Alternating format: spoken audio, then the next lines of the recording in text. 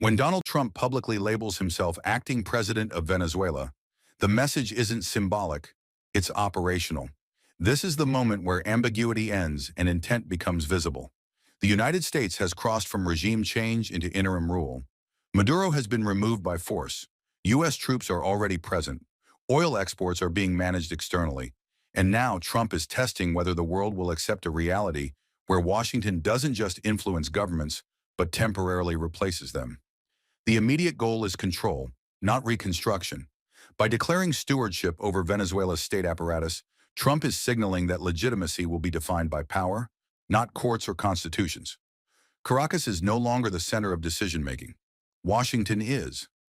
Best case, this evolves into a managed transition where U.S. oversight stabilizes the country, oil revenues restart under external control, and a hand-picked interim authority is installed within a year or two.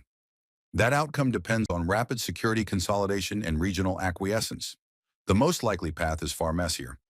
Venezuelan institutions will fracture between U.S.-backed administrators and domestic loyalists. Resistance won't look like conventional war. It will look like sabotage, cyber disruption, targeted violence, and regional proxy pressure.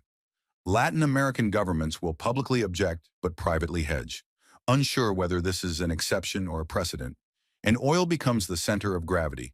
Whoever controls production controls the timeline. The worst case is that Trump's declaration locks the U.S. into an open-ended occupation without legal recognition, draining political capital at home and triggering asymmetric retaliation abroad. If global powers decide this sets a precedent they can't allow, Venezuela becomes a pressure point in a larger contest over sovereignty norms. What makes this moment dangerous isn't bravado, it's commitment. Once a U.S. president claims executive authority over another country, walking it back becomes harder than escalating. The next 5 years will determine whether Venezuela becomes a showcase of enforced stability or a warning about what happens when regime change turns into ownership. Either way, the rules have shifted. The era of indirect influence is fading, and Venezuela is now the testing ground for what comes after it.